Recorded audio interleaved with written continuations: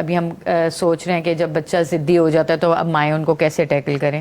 تو اس کا سلوشن قرآن میں سورہ لقمان میں دیا ہوا ہے کہ حضرت لقمان اپنے بیٹے کے ساتھ جب بیٹھے تو اس وقت وہ والا ٹائم تھا جب کوئی بھی پرابلم نہیں تھا. وہ ان کو بیفور ہینڈ وہ سکھا رہے تھے ان کو کہ آپ نے اللہ کے ساتھ کیسا تعلق ہونا چاہیے, آپ کا سوشلی آپ کیسے سروائیو کریں گے, آپ کے اخلاق کیسا ہونا چاہیے. ہم پرابلم کے وقت سوچ رہے ہوتے ہیں کہ اب اپنے بچے کو کیا سلوشن دیں. تو بیفور ہینڈ ان کو ان کی تربیت میں یہ چیزیں شامل ہونی چاہیے کہ ان کو پتہ ہو. جس طرح انہوں نے بہت اچھی بات یہ کہ نو کا مطلب نو ہونا چاہیے.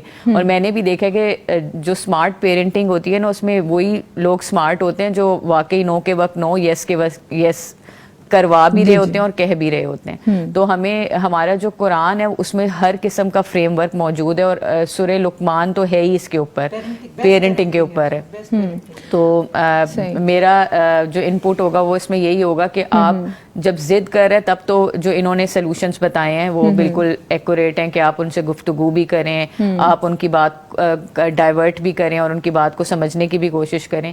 لیکن اگر ہم پہلے سے اس کے اوپر ورکنگ کرنا سٹارٹ کریں اور ان کو پہلے ہی ان کے اندر یہ چیزیں انکلکیٹ کرنا شروع کریں کہ کیا چیلنجز ہو سکتے ہیں اور کیا کیا آپ کر سکتے ہیں, تو وہ زیادہ بہتر پیرنٹنگ ہوگی انشاءاللہ تعالیٰ.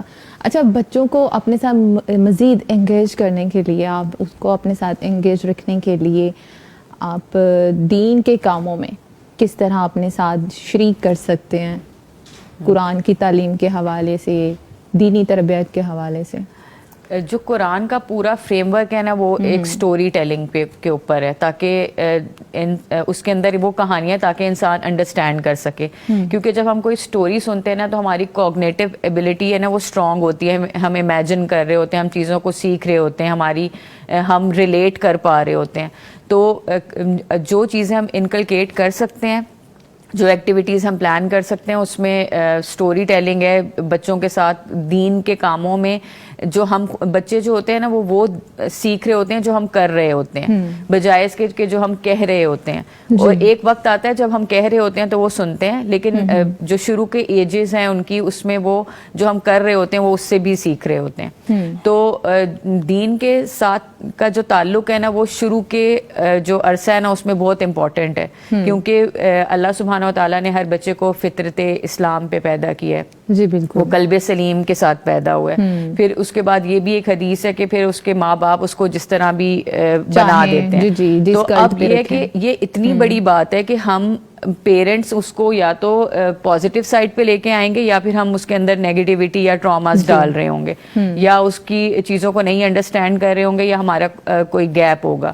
اور علامہ اقبال نے بھی اس پہ بڑا خوب شعر کہا ہے کہ خرد کو غلامی سے آزاد کر, جوانوں کو پیروں کا استاد کر. یعنی کہ جو نئی نسل ہوگی نا وہ پھر اس سے بھی زیادہ اس کی کوگنیٹو ایبلٹیز زیادہ ہوں گی. ہمارے دور میں اے آئی کا دور نہیں تھا.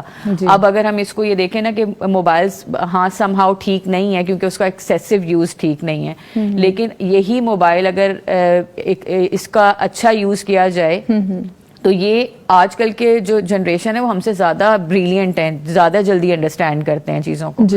تو دینی چیزوں میں بھی بچوں کو لانے کے لیے شروع سے ہی ان کو ان چیزوں کے اندر شامل کرنا ہوگا. اور ہم کبھی بھی یہ نہ سوچیں کہ دین اور دنیا الگ ہے, دین میں ہی دنیا ہے. اگر آپ یہ چاہتے ہیں کہ ایک اللہ سبحانہ و تعالیٰ نے ہمیں ایک فریم ورک دے کے بھیجا ہے کہ تمہیں اس دنیا میں خلیفہ بنا کر بھیجا گیا اور آخرت میں تمہیں جنت ملے گی, یعنی کہ میرا مشن, میرا پرپس بھی مجھے بتا دیا گیا ہے, اور مجھے یہ بھی بتا دیا گیا ہے کہ میری آخرت میں میری منزل کیا ہوگی. تو یعنی کہ آپ کا مشن, ویژن اور آپ کا پرپس آپ کو دے کر بھیجا گیا ہے. جب آپ اپنے بچوں کے اندر اسلامک ویلیوز انکلکیٹ کرتے ہیں تو حالات کوئی بھی ہوں, اللہ پہ توکل, اس کا صبر, اس کے اخلاق اس کو ہمیشہ ایک کامیاب انسان بناتے ہیں اور مکمل انسان بناتے ہیں. تو دین کا ہونا بہت ضروری ہے.